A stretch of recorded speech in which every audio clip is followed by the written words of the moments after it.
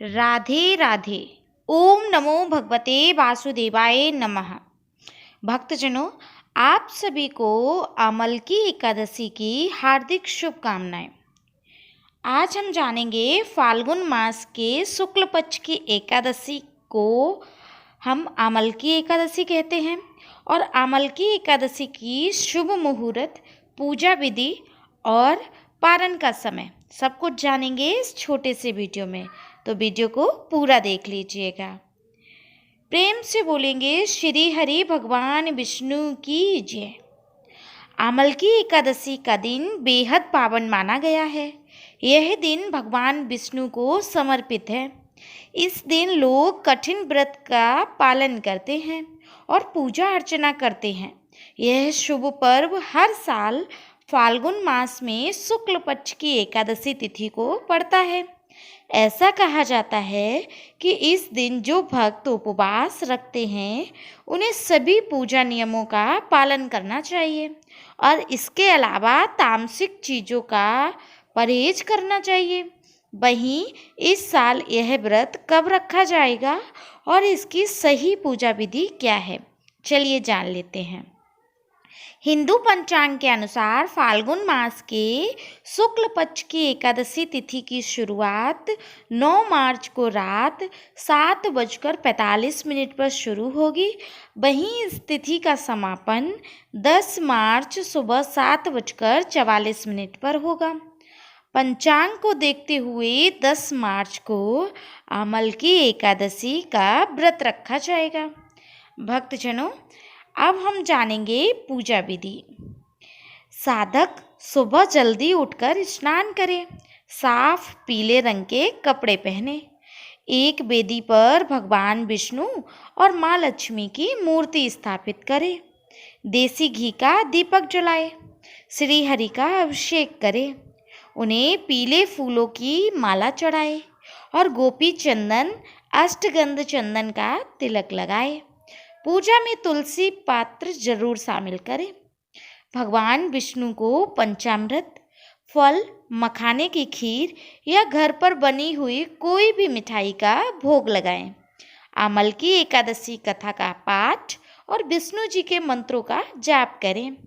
आरती से पूजा को पूरी करें और परिवार के सभी सदस्यों में पंचामृत बांटें। इस दिन चावल खाने से बचें। अगले दिन प्रसाद से व्रत का पारण करें। शाम के समय भी विधि पूर्वक पूजा करें। भक्तजनों, अब हम जानेंगे अमल की एकादशी 2025 पूजा मंत्र।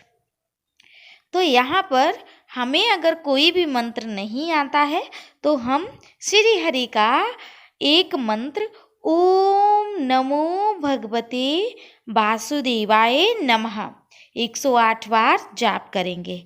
इससे ही श्री हरि प्रसन्न होंगे और हमारे व्रत को स्वीकार करेंगे। अब हम जानेंगे एकादशी का पारण का समय। एकादशी व्रत का पारण द्वादशी तिथि में सूर्योदय के बाद किया जाता है। अगर द्वादशी तिथि सूर्योदय से पहले खत्म हो जाए तो एकादशी का व्रत का जो पारण है सूर्योदय के बाद ही किया जाएगा। अब हम जानेंगे पारण का सही तरीका। सबसे पहले भगवान विष्णु को भोग लगाएं, इसके बाद ही व्रत खोलें। एकादशी व्रत का पारण करते समय पहले तुलसी जी का पत्ता ग्रहण करें, इसके बाद ही अन्न का सेवन करें। एकादशी व्रत का पारण हरिवासर के दौरान भी नहीं करना चाहिए। व्रत तोड़ने से पहले हरिवासर समाप्त हो जाने का इंतजार करना चाहिए। एकादशी व्रत पारण के दिन सात्विक यानी बिना प्याज लहसुन वाला शुद्ध भोजन खाना चाहिए। एकादशी व्रत का पारण पंचांग के अनुसार दिए हुए समय पर ही करना चाहिए, वरना यह व्रत फलित नहीं होगा। अब हम जानेंगे अमल की एकादशी पूजन शुभ मुहूर्त। ब्रह्म मुहूर्त सुबह 4:59 से शुरू होकर 5:48 तक रहे। अभिजीत मुहूर्त दोपहर 12:08 से 12:55 तक रहेगा। विजय मुहूर्त 2:30 से 3:17 तक रहेगा। गोधूली मुहूर्त शाम 6:24 से शाम 6:49 तक। अमृतकाल 6:12 से 7:52 तक रहेगा। अब हम जानेंगे आमल की एकादशी व्रत पारण कब किया जाएगा।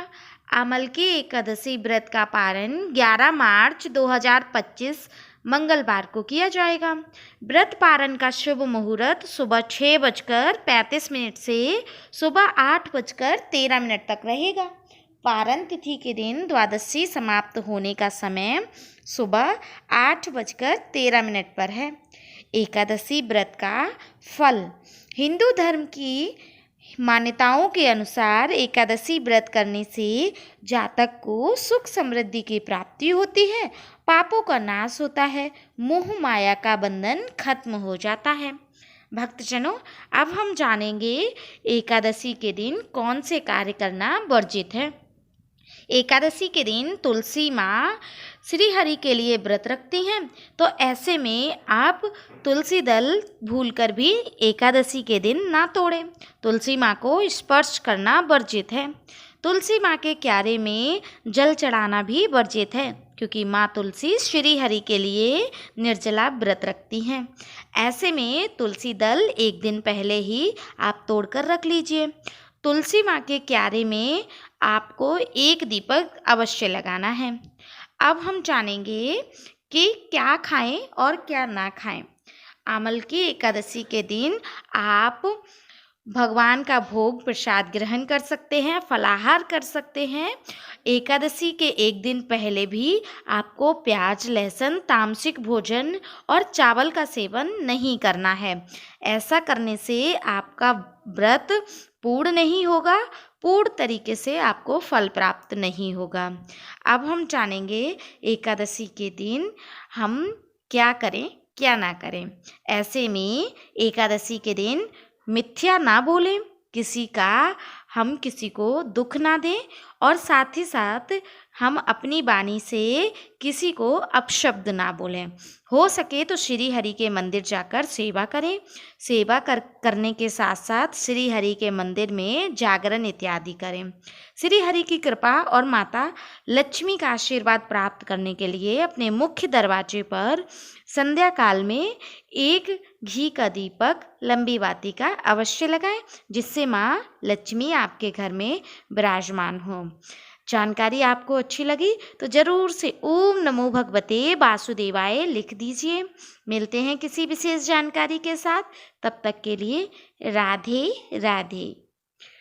भस्मन्नारायण नारायण नारायण, श्रीमन्नारायण नारायण नारायण, भस्मन्नारायण नारायण नारायण।